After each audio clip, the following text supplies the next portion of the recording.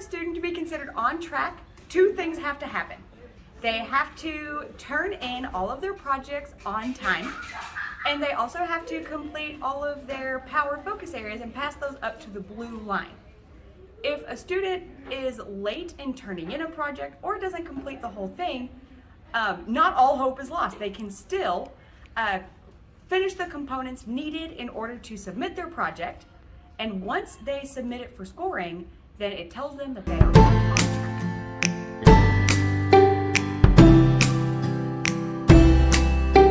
Focus area is a check for understanding of the content covered. It gives the student a chance to review the content and then to answer multiple choice questions looking for mastery of the content and an understanding of what they covered while going through the focus area. How does it relate to projects? It relates to projects by covering content needed to successfully complete the projects. Projects are when we apply content knowledge. So for example, in a focus area, you might learn about figurative language terms, and then you would apply that knowledge in a project where you write a poem and participate in a poetry slam. The cool thing about projects is that there's a mild, medium, and spicy option, meaning you can go easy on the project or you can challenge yourself with the spicy option.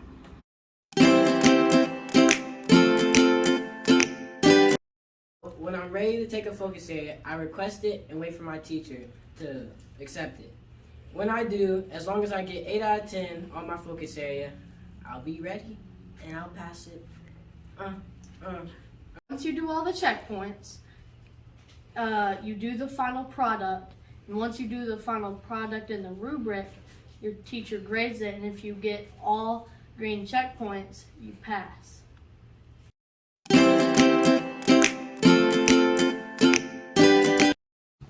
In order to check your child's progress, you're going to go to summitlearning.org and click login. You can get a parent login from your child's mentor teacher. The easiest thing to do, though, is just use your child's login.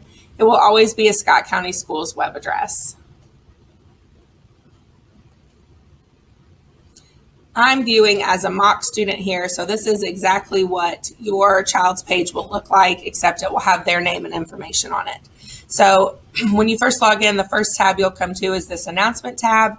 It's a great place to see different announcements from your child's teacher. In order to check their progress, there's 2 tabs you're going to want to go to. The first one is this year tab. Your child's page will have all of their courses. This one is just showing us English.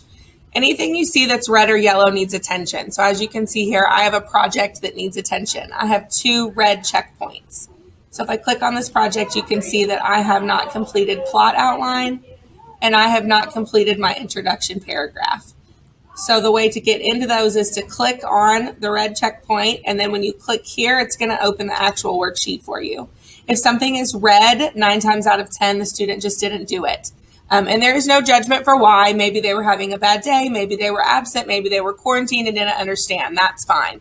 But a red just brings attention to the fact that it needs to be turned in. Once it's turned in, there won't be any points off for it being late.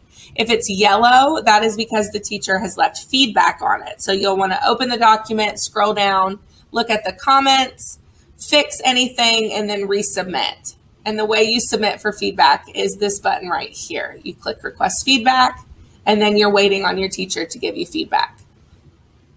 The other way to check your child's current progress is to go here to the progress tab.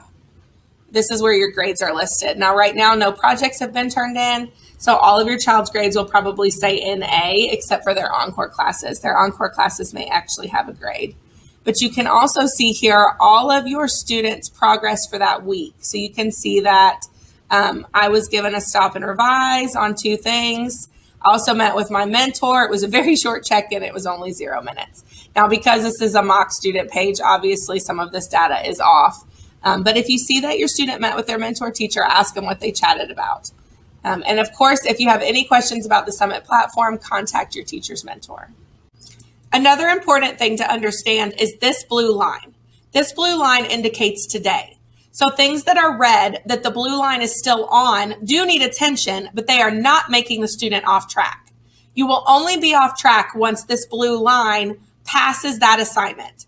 So for example, if I hover over this, I can see that this project is due on October 1st.